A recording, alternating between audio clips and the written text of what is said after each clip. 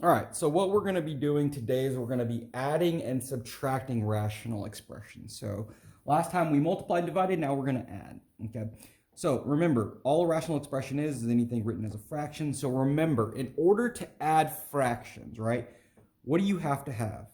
Well, you have to have your denominators be the same, which these are obviously not the same. So the first thing we need to figure out was what can we make these bottoms become in order to be the same? So I'm going to write my two denominators over here.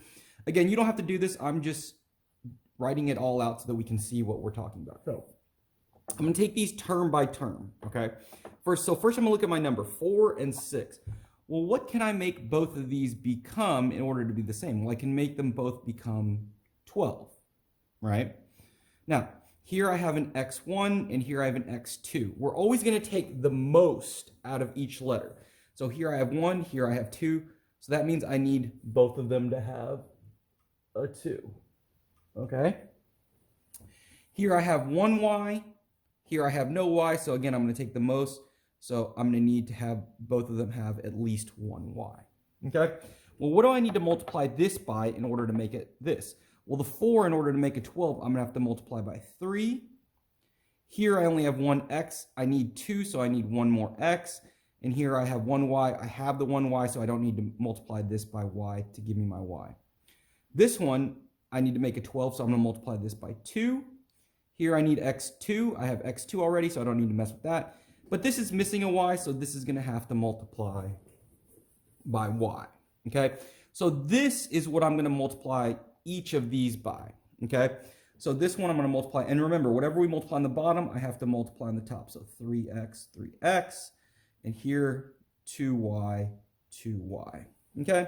So when I multiply this, this is going to give me 15x over, and this is going to be 12. I have x1, that gives me x2, and then the y stays.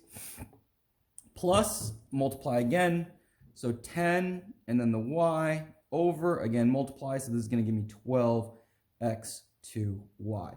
And now, as you can see, I have the same bottom, so I can go ahead and add these up. So it's going to be 15x plus 10y over, and then remember the bottom just stays the same. Now, the question you have to ask yourself is, on the top, can we combine anything? Well, this has an x, this has a y. So we can't combine them, so it's just going to stay like that. If there was a minus sign, there would just be a minus here. Okay, so this is the first type of adding or subtracting that we're going to do. Okay, so we're also going to have problems that look like this, okay? So I see these bottoms, again, I need to make them the same, right? But remember, when I see anything like this, what's the first thing I'm always going to do? I'm going to factor it, okay? So 5, so again, I check first, is there anything I can pull out? Is there anything that can divide into all three of these? No, so I'm just going to go ahead and factor. So what are the ways in which we can multiply to 2x squared? Well, the only way to do that is a 2x and a 1x. So I'll just put x, okay? What about 3? Well, the only way to get 3 is 3 and 1, okay? So again, I'm going to check my outsides. 2x times 1 gives me 2x. 3 times x gives me 3x. So 2 and a 3. Is there any way to get a 7? Nope. So I'm going to have to switch these up. So I'm going to move the 1 here, and I'm going to move the 3 here. So I'm going to check again my outsides.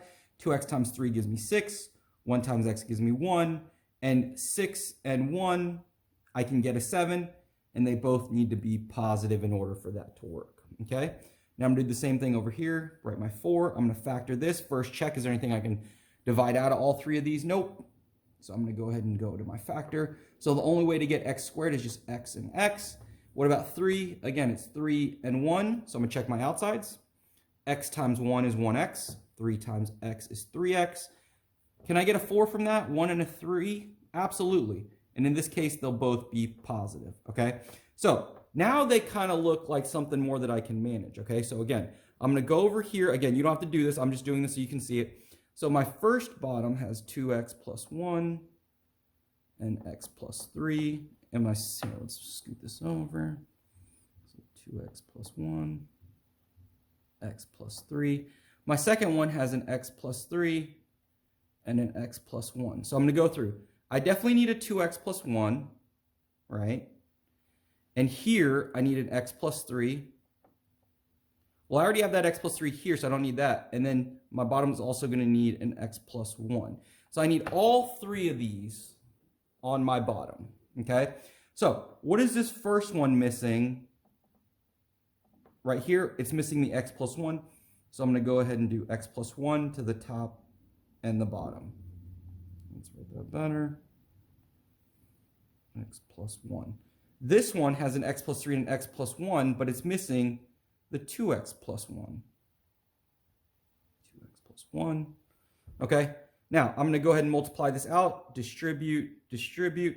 So that's going to give me 5x plus 5 on this top. And again, for these, I'm just going to leave them all. Don't multiply out the bottoms. Just leave everything separate like this.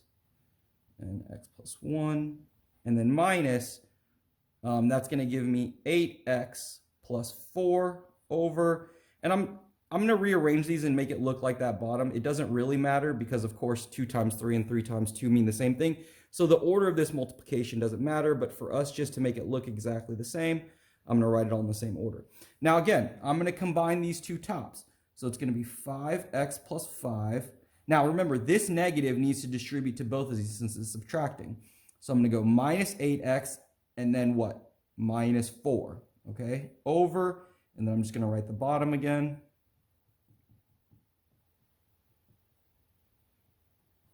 And now I'm going to see, can I combine anything here on this top? Well, this 5x and this negative 8x can combine. So that's going to give me negative 3x. And then again, the 5 and the negative 4 can combine. So that's going to give me plus 1 and then 2x plus 1. And I'm just going to write all my bottom. Okay? Now, this right here is my answer. So remember, for these, when you're adding and subtracting, the first thing you have to do is figure out, well, what does my bottom need to be, right? In the first example, there's nothing to factor, so I just went ahead and figured it out. For these, remember, when I see these 3 terms or 2 terms with the squared and the minus in between, I'm going to go ahead and factor them and see what I'm missing on each of these, okay? And that's what we got for today. Let's go.